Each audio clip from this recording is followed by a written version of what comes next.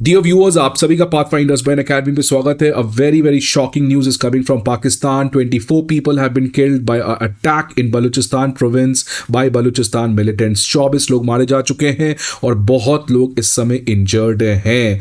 तो ये एक बहुत बड़ा अटैक किया गया है बलूचिस्तान मिलिटेंट्स के द्वारा। इस साल का दूसरा बहुत बड़ा अटैक बलूचिस्तान में, which has kept Pakistan or which has brought Pakistan in a complete shock.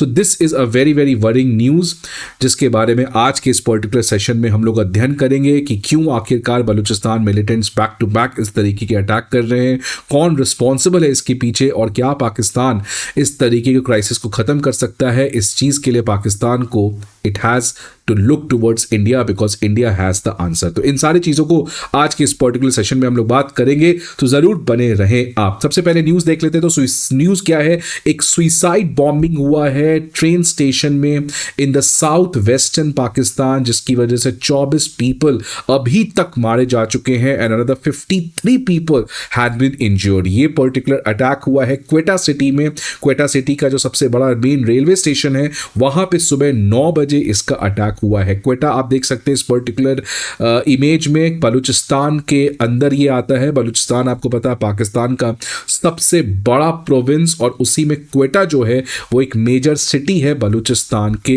अंदर।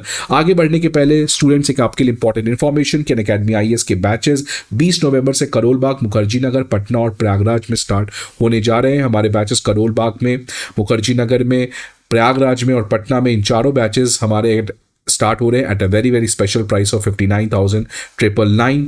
आप इन इन्फॉर्मेशन के लिए हमारे ऑफलाइन ब्रांचेस में विजिट कर सकते हैं, जहां पे आपको अनअकैडमी आईएएस के द्वारा दिए गए various courses such as CSAT, essay writing, optional, इन सभी चीज़ों के बारे में बताया जाएगा। या नहीं तो आप हमारे ऐप को डाउनलोड कर सकते हैं, जहां पे आपको ये सारे इन्फॉर्मेशन प्रोवाइड किए जाएंगे। नाउ इस पर्टिकुलर अटैक का जिम्मा लिया है बलूच लिबरेशन आर्मी। ये बलूच लिबरेशन आर्मी का आपने नाम सुना होगा। ये एक सेपरेटिस्ट मिलिटेंट ग्रुप है जो बलूचिस्तान को पाकिस्तान से सेपरेट करके एक इंडिपेंडेंट सॉवरन कंट्री बनाना चाहती है। और ये बलूच लिबरेशन आर्मी इस साल नॉन स्टॉप अटैक की है against the Pakistan establishment in order to get its independence. और इसी की वजह से कुछ दिन पहले आपको पता होगा अक्टूबर के महीने में चाइनीज इंजीनियर्स और इन्वेस्टर्स के ऊपर भी अटैक किया गया था, और ये अटैक को भी बलूच लिबरेशन आर्मी ने किया था, जिसकी वजह से पाकिस्तान चाइना के रिलेशन में एक बहुत बड़ा सेटबैक देखने को मिला था। अब बात आता है कि ये आप पर्टिकुलर अटैक दे सकते हैं जहां पे 60 लोग अगेन सुइसाइड बॉम्बिंग के द्वारा मारे गए थे सितंबर लास्ट ईयर। अब बात आता है कि बलूचिस्तान में क्या चल रहा है, इन चीजों को समझना बहुत जरूरी है। बलूचिस्तान अगर आप देखेंगे, ये पाकिस्तान का सबसे बड़ा प्रोविंस है। इनफैक्ट 44% पाकिस्तान के लैंडमास बलूचिस्तान में है, लेकिन पाकिस्तान का ये जो प्रोविंस है बलूचिस्तान, जो है तो सबसे लार्जेस्ट लेकिन है सबसे पिछड़ा। It is the least developed out of all the province. इस बलूचिस्तान का नाम पड़ा है वहां के जो लोग हैं, जो बलूच ट्राइब है, उनके नाम पर यह पड़ा है बलूचिस्तान प्रोविंस। और बलूचिस्तान का अगर आप इतिहास देखेंगे तो हमेशा से इंसर्जेंसी, मिलिटेंसी और ह्यूमन राइट वायलेशंस होते आया है। अब बलूच लोग क्या चाहते हैं? बलूच लोग देखिए हमेशा से अपना इंडिपेंडेंस चाहते हैं। इनफैक्ट 1948 में जब पाकिस्तान की स्थापना हुई थी ब्रिटिश इंडिया एम्पायर से, उसके बाद से बलूच पीपल अपने आप को पाकिस्तान के साथ जोड़ना नहीं चाहते थे। वो तब से पाकिस्तान के एस्टैब्लिशमेंट के अगेंस्ट रेसिस्टेंस करते आए हैं अपने इंडिपेंडेंस के लिए। तो 1948 से वो अपने इंडिपेंडेंस की स्ट्रगल को कर रहे हैं। लेकिन उसके बाद रीसेंट टाइम में हुआ क्या है, पिछले 10-20 साल में ये जो वहां के लोगों का रेसिस्टेंस है ये काफी ज्यादा बढ़ा है। पहले ये लोग ज्यादा नॉन वायलेंट तरीके से रेसिस्टेंस की मांग करते थे, लेकिन पिछले कई सालों से ये देखने को मिला है कि अब वो अपने पेशेंस को खो दिए हैं और अब वो मिलिटेंसी के रास्ते पे, वायलेंस के थ्रू इस पर्टिकुलर रेसिस्टेंस को कंटिन्यू करना चाहते हैं अपने इंडिपेंडेंस के लिए। ऐसा क्या हो गया कि ये लोग जो पहले नॉन वायलेंट तरीके से कर रहे थे, आज वो और ज्यादा खफा हो गए? इसका सबसे बड़ा रीजन है कि बलूचिस्तान में बहुत ज्यादा नेचुरल रिसोर्स है। कोल है, ऑयल है, गोल्ड है, कॉपर है, नेचुरल गैस है। इतना ज्यादा नेचुरल रिसोर्स होने के बावजूद ये प्रोविंस अभी सबसे पिछड़ा प्रोविंस है। और ये इसीलिए है बिकॉज यहाँ के नेचुरल रिसोर्स को एक्सप्लॉइट करके पाकिस्तान आर्मी और पाकिस्तान की सरकार अपना खजाना भरती है, बाकी प्रोविंसेस का डेवलप करती है। तो मतलब आप हमारे इलाके में आके हमारा नेचुरल रिसोर्स ले रहे हो, लेकिन उस पर्टिकुलर नेचुरल रिसोर्स से जो कमाया हुआ पैसा है उसमें हमारा शेयर जीरो है, करप्शन में ये पैसा चला जा रहा है। और साथ ही साथ यहाँ की जो ऑटोनॉमी है बलूचिस्तान की, उस ऑटोनॉमी को भी बहुत हद तक रीसेंट टाइम पे छीन लिया गया है। तो इन नए डेवलपमेंट की वजह से आज बलूचिस्तान के जो लोग हैं उनका भरोसा पाकिस्तान की सरकार और पाकिस्तान की मिलिट्री के ऊपर बिल्कुल नहीं है, और वो अब अपने इंडिपेंडेंस के जो मूवमेंट है इसको काफी वायलेंट तरीके से करना चाहते हैं, और इसी की वजह से आप देख सकते हैं नॉन स्टॉप अटैक है।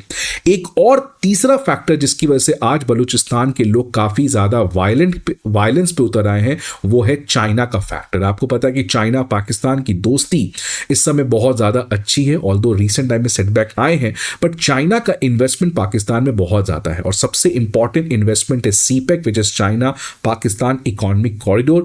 और जो सीपेक का सबसे बड़ा इन्वेस्टमेंट है, सबसे स्ट्रैटेजिक इन्वेस्टमेंट है, वो पाकिस्तान का deep sea port which is Gwadar port, जो ग्वादर पोर्ट बलूचिस्तान में बनाया गया है।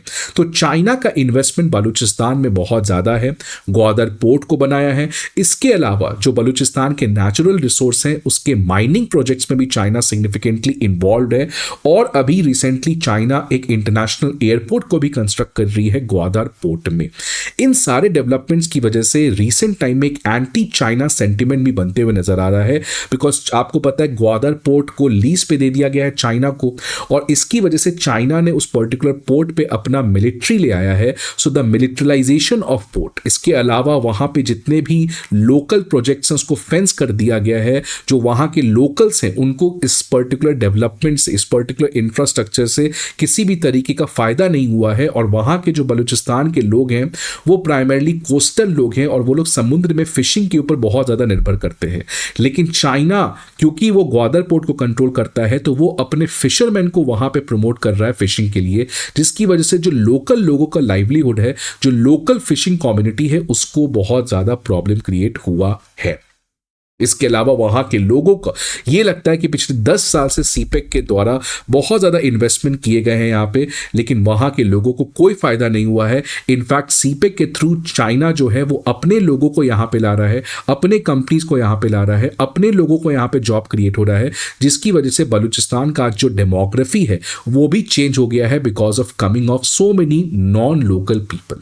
इन सारे वजहों से एक तो उनका इकोनॉमिक इम्पोवरिशमेंट, दूसरा उनको प्रोविंशियल ऑटोनॉमी नहीं देना, और तीसरा चाइना का एक तरीके से उस पर्टिकुलर एरिया में सिग्निफिकेंट चेंजेस लाना। इन सारे चीजों की वजह से आजकल देख रहे हो आप बहुत ज्यादा अटैक हो रहा है, वायलेंट पे लोग उतर चुके हैं, और इसीलिए रिसेंट टाइम में चाइना के ऊपर बहुत ज्यादा अटैक किया गया है बाई बलूचिस्तान लिबरेशन आर्मी, जिसकी वजह से चाइना ने इनफैक्ट कुछ दिन पहले पाकिस्तान को क्रिटिसाइज भी किया था। दोनों कंट्रीज के रिलेशन में प्रॉब्लम भी देखने को मिला था।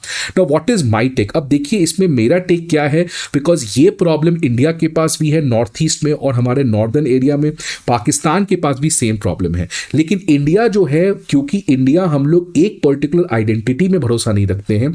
अगर आप इंडिया का संविधान देखेंगे तो हम एसिमेट्रिक फेडरलिज्म है, हम 6 शेड्यूल को भी देते हैं, हम फंडामेंटल राइट्स के थ्रू आर्टिकल 29 में कल्चरल राइट्स को प्रोटेक्ट करने की इजाजत भी देते हैं। हम किसी भी कंट्री के साथ अलायंस नहीं करते कि हम चाइना की गोद में जाके बैठ गए। तो इंडिया की संविधान, इंडिया की फॉरेन पॉलिसी और इंडिया की सोसाइटी जो डाइवर्स सोसाइटी है, जो सेक्युलरिज्म, जो प्लूरलिज्म पे भरोसा रखती है, इसलिए इंडिया के पास भी ऐसे बहुत सारे चैलेंजेस हैं। लेकिन इंडिया डेमोक्रेसी के फ्रेमवर्क के अंदर, कॉन्स्टिट्यूशन के फ्रेमवर्क के अंदर, सोसाइटल प्लूरलिस्ट फॉरेन फ्रेमवर्क के अंदर, इंडिपेंडेंट फॉरेन पॉलिसी फ्रेमवर्क के अंदर उन सारे चैलेंजेस को कंट्रोल कर पाती है। इस तरीके से जो बलूचिस्तान में हो रहा है ये नहीं हो पा रहा है, बिकॉज जब इंडिया बना था तो नॉर्थ ईस्ट में भी इसी तरीके के अटैक होते थे। बट आज आप देखिए बहुत हद तक इन चीज़ों को हमने कंट्रोल किया है because of India's own values, जो पाकिस्तान को ज़रूर इनकॉर्पोरेट करना चाहिए। तभी पाकिस्तान आने वाले टाइम में इस इमर्जिंग पॉली क्राइसिस से, economic crisis, Baloch crisis, Pashtun crisis, water crisis, China crisis, ऐसे कितने सारे क्राइसिस हैं, उससे वो आज़ादी पा सकता है। आपके क्या व्यू हैं जरूर कमेंट बॉक्स बताएं। See you again in the next video. Good bye.